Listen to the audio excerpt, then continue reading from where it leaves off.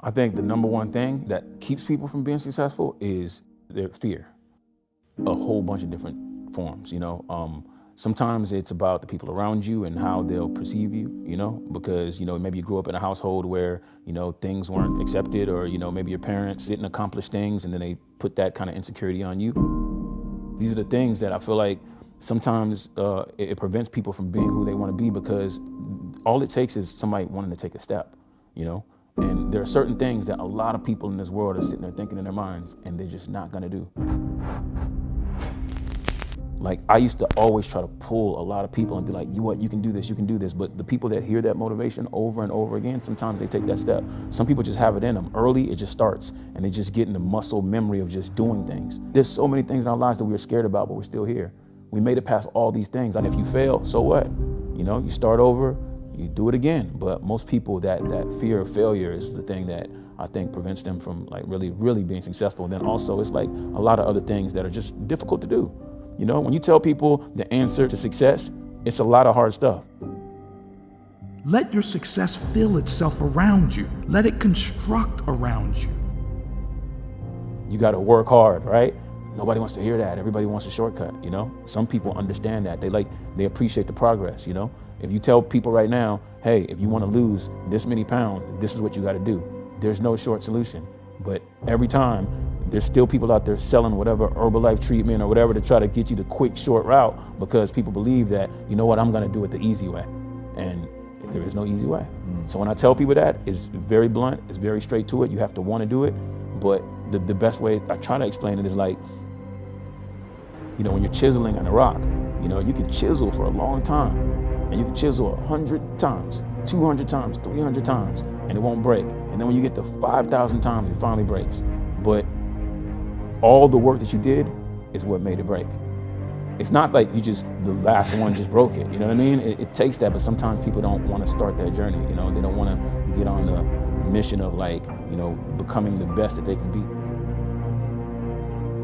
Move away from your past and move toward a new purpose, a purpose that gives you the success you've always wanted, the success that leads you to a future you deserve.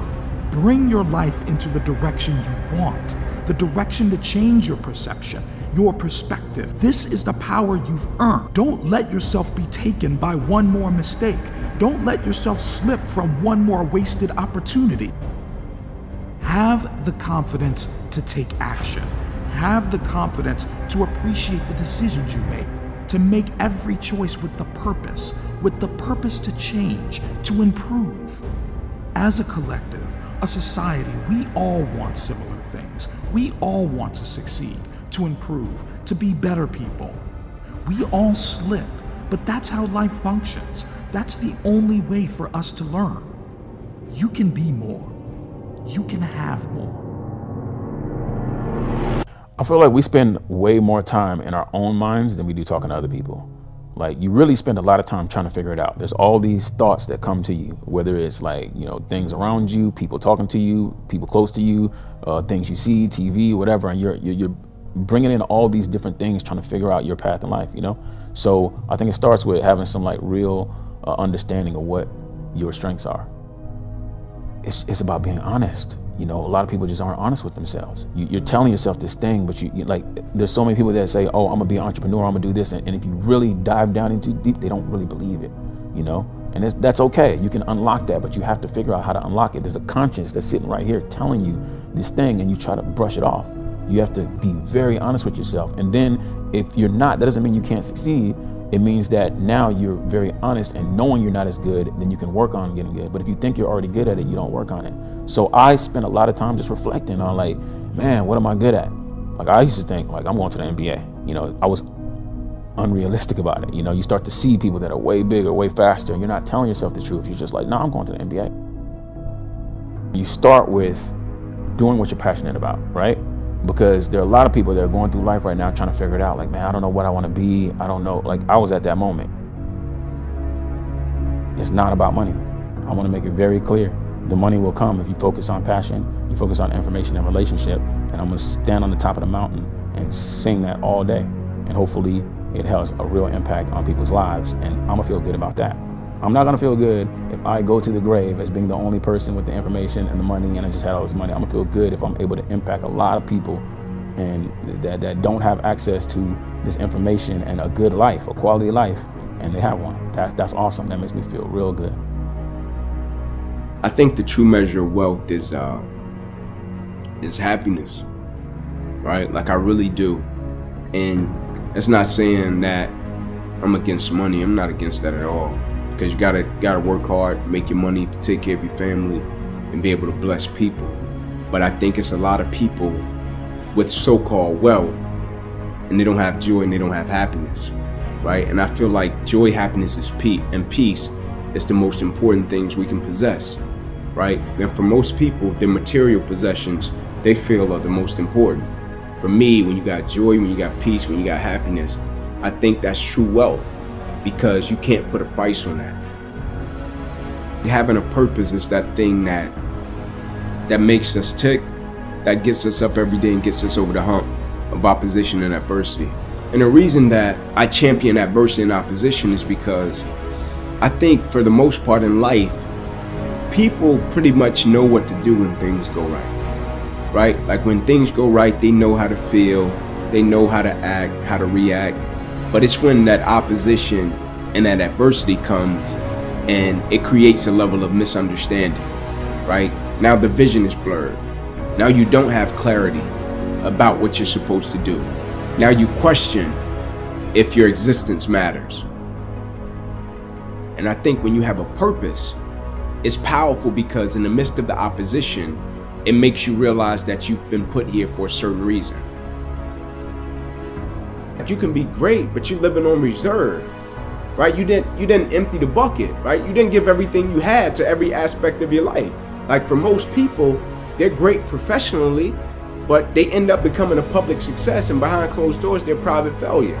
Not because they don't have the talent or the skill set, they don't have the character, right? That they can apply it and be consistent in every aspect of their life and empty out everything they got to everything. Right? Now one would say, okay, well, when do you tone it back? Right? You find pockets to turn it back. Right? Of course, you don't just give everything you got all the time. Right? You get to a point where you learn to be efficient and effective in every aspect of your life.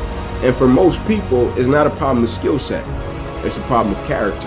And empty the bucket is having the right character to be consistent and empty out everything you got in every aspect of your life. Either somebody is in the midst of adversity or just came out of adversity, or it won't be long before they head into adversity. So you need to be prepared either way. And so we all go through adversity, opposition. I think that's the thing that makes us all in common as people, right? No matter if you're from London, Atlanta, Florida, California, New York, like we're all going to go through something at some point or phase in our life. Right? And as cliche as it sounds, when a quote says, it's never about what happens to you, it's about how you respond to it. That's very true, right? But in the same sense, I think what's most important is when we go through something, what's the perspective that we have of it, right? Because for most people, when you go through something, the person's natural perspective is, okay, what did I lose, right? What happened to me? Like I took a loss, right? People never look at it and say, okay, man, tell me, what did you gain? Right? Even though I know it hurt, you didn't want to go through it, but look at it in a way to where you can say, what's the lesson in this? Right? What would you say life is trying to teach you from dealing with this? And so when I went through it, my perspective was, okay, what can I extract from it to apply to other areas and aspects of my life that I feel can help other people? And I firmly believe the quicker you can shift your perspective from yourself to others when you're in the midst of adversity, the quicker you'll get through it, right? Martin Luther King has a quote that says, life's most persistent and urgent question is, what are you doing to help other people? Now, I'm not telling you to not acknowledge your pain. I'm not saying that. I'm not telling you not to say, man, I'm going through this and it's hard. I'm not saying that. I'm saying when you go through it, look at it, step back from the picture and say, okay, I'm dealing with this. 9 out of 10 times, there's somebody else that's either dealt with it or they're going to deal with something similar to this. And if I deal with it in the right way, I can use it to add value to lives of other people. Like when we go through a situation and circumstance, it's easy to step back and think, man, I just went through this and it's just my experience. I firmly believe when we go through things, it's for us to deal with it, get over it, and reach back over the hill to help another person. And a lot of times, like you said, when you're trying to work through it, you think, man, how can I help somebody? And I'm trying to get through it myself, right? And that's a great perspective, right? But when you get through it, right, maybe you can't help them when you're in the midst of it because you're processing it. But when you get over the hill, I think it's important and I think it's vital that you reach back over the hill and help somebody that may be going through a similar situation, and you can share your values and principles with them, because that experience that we go through and we deal with is not just for us.